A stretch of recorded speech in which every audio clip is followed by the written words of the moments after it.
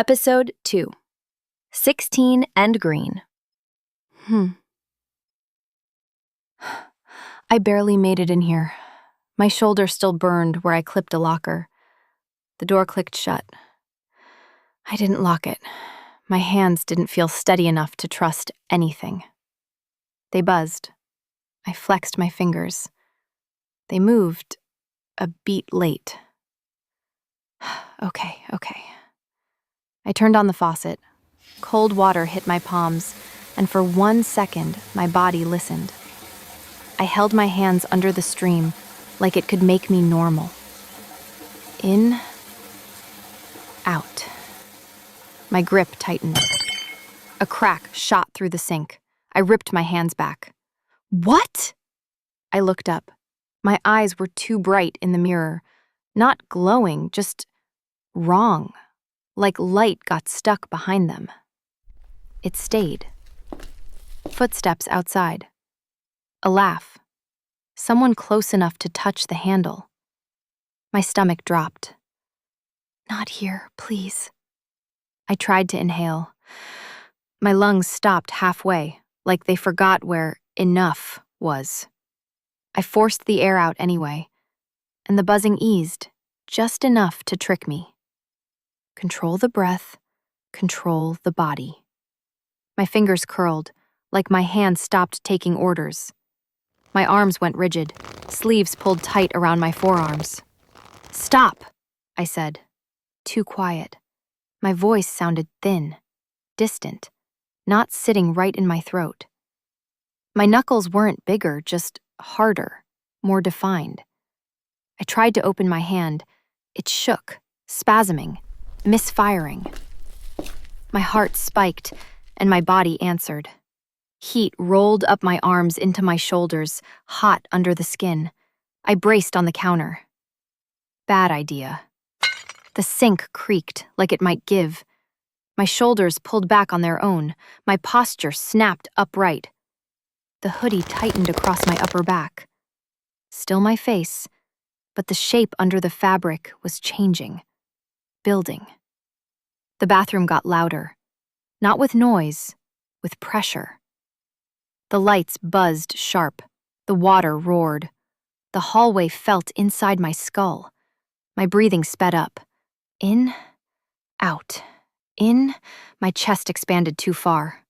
Like my ribs didn't stop where they used to. Okay. I tried again. The second word dropped lower. Not a growl, just not mine. I stepped back. My shoe hit the tile too hard. Same shoe, but it pressed into the floor like I weighed more. My balance wobbled, and I couldn't find it. My knees bent, my thighs clenched. I grabbed the sink. Mistake.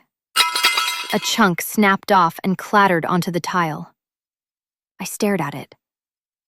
I didn't, I whispered, and the rest wouldn't come. My stance widened without permission. My legs felt powered, like they could fling me across the room. But I couldn't even stand straight. Too much strength, no control. My skin felt tight, like it didn't fit. I lifted my hand. My fingertips were tinted, not fully green, just bleeding color under the skin. My eyes flared brighter in the mirror. No. The tint spread, slow, then faster, up my wrist, like my body changed its mind. I froze. Someone tested the handle. A voice outside, casual. Hello? I didn't answer. I didn't breathe. Then my spine pulled. I gasped and grabbed the counter. My posture forced upright, like my spine straightened without asking. My sleeves looked shorter. My arms looked longer. My shoulders wider. My head rose in the mirror, enough that the bathroom felt smaller.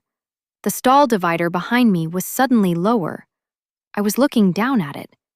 My reflection stared back, eyes bright, skin shifting, face still mine, but not. Outside, footsteps shifted closer. Too close. The bathroom felt like a box. Too small, too loud, too close. I turned and shoved the door open. The hallway hit me like a wave. A student looked up and froze. What the? I moved, too fast, too heavy, toward the exit sign. Lockers rattled when my shoulder brushed them. Shouts rose. Phones came up. I slammed into the red emergency door. It didn't move. I shoved again. The frame flexed. I shoved. The door burst open and the alarm detonated. Cold air hit my face. Concrete steps dropped away. I tried to run. My foot landed wrong. My weight was wrong. My balance wasn't mine. I lurched. Concrete tore at my palms. I tried to push up. My arms shook with too much strength. My vision pulsed white. The alarm stretched into a warped wail. Voices smeared together, lights blurred, and then everything went black.